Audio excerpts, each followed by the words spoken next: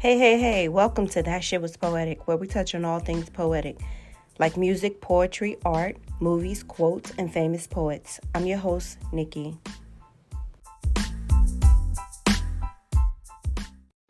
Happy New Year!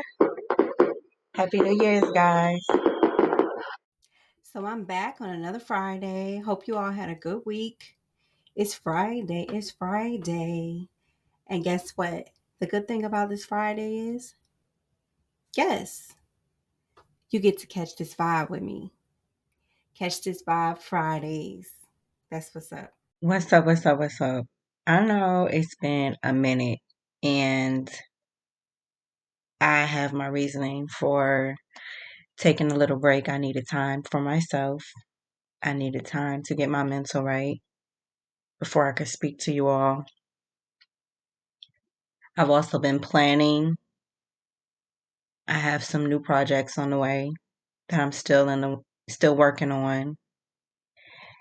Um, but it's January 1st, guys, so I'm so excited to be back and bringing you more episodes each and every Friday. I'm very excited to be back and I missed you all. Since it's 2021, I want to start this year off spreading love. I want to spread love to everyone who has been supporting That Shit Was Poetic. I also want to spread love to those in the world today, those who are experiencing things that, you know, we can't even imagine. We see your smiles, but we have no idea what's going on behind closed doors. There's so many people suffering during this pandemic, so I definitely want to send love. And I just want to start this year off right with telling my listeners to spread love. And that's what today's podcast is going to be about, love. I want to share something that I read about Viola Davis, and it reminded me that being in a relationship, you always have to find ways to find time together, spend time together, stay on the same page.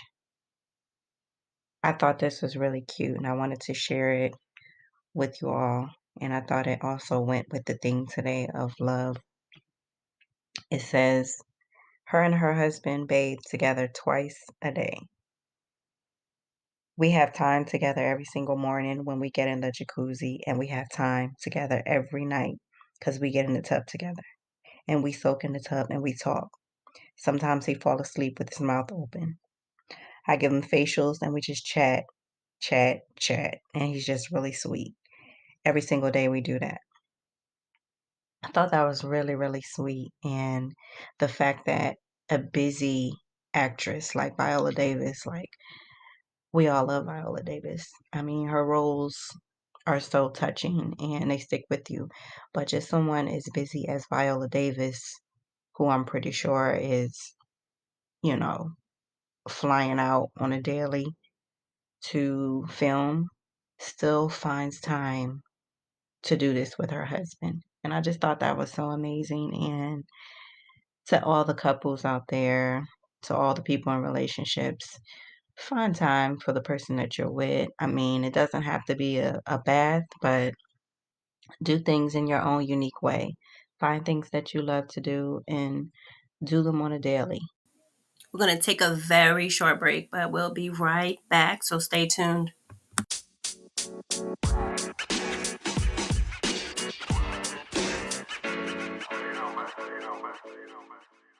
Kamari loves hard and brave. Loves as if he's inapprehensive to the death count and love's name. His love heals all, conquers everything. My son Kamari, he loves, y'all. Just like his daddy. True story. One day at his mother's house, he sits on my lap. She walks past and playfully shoves him. He hops off, gives chase towards love that he knows loves him back just like he loves. But I watched him learn what running so freely towards love will do to you if you do not watch where you are going. She reached back and smacked him. The impact incinerated his young innocence. It was a direct hit. You could look at his face melting like it just got hit with a nuclear weapon. You could tell he was too busy loving to know that there was a war going on. And now I am forced to flee from the enchantment of my son's freedom.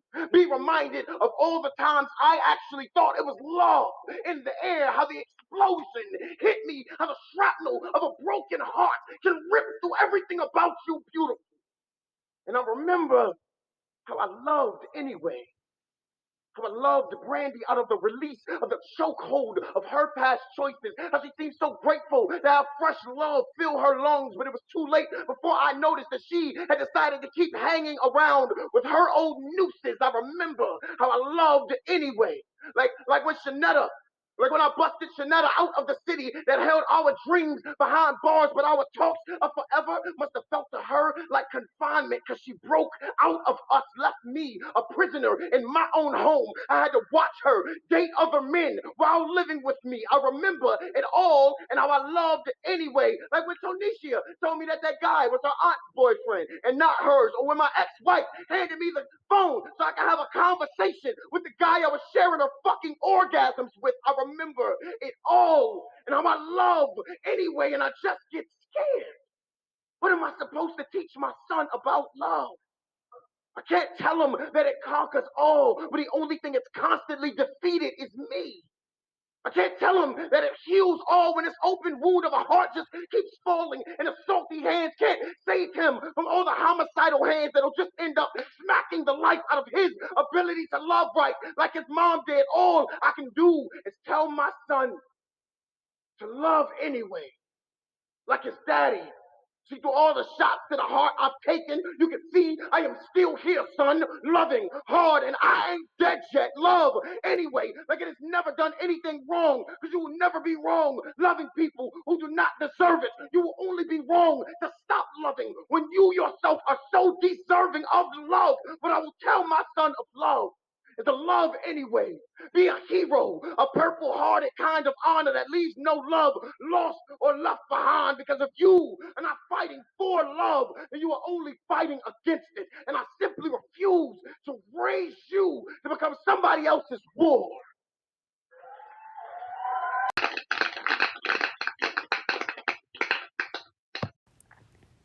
That shit was poetic. That was from Breeze the Poet, and that poem was called Love Anyway. Hope you enjoyed it.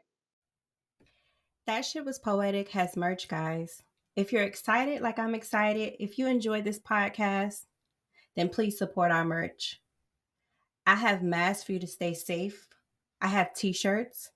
I even have coffee mugs for you to enjoy your favorite drink while you listen to That Shit Was Poetic. And guess what? If you need a bottle of wine, you can support charity by buying a bottle of wine through One Hope. So head over to my bio and the link is in the description. Thanks for listening. If you're in Clubhouse, go follow me like right now. My name on there is Nikki Solomon, and I'll be having dope conversations, sipping wine, having a lot of fun. As of yet, I have not hosted any rooms right now, but pretty soon I'll be hosting some rooms, and like I said, we'll be having some dope conversations. I believe it's just for iPhone users as of now, but they will be coming out pretty soon with a new update for all cell phone users. But I'm excited to gain some new friends on Clubhouse. It's a really dope platform. So head over and follow me now on Clubhouse.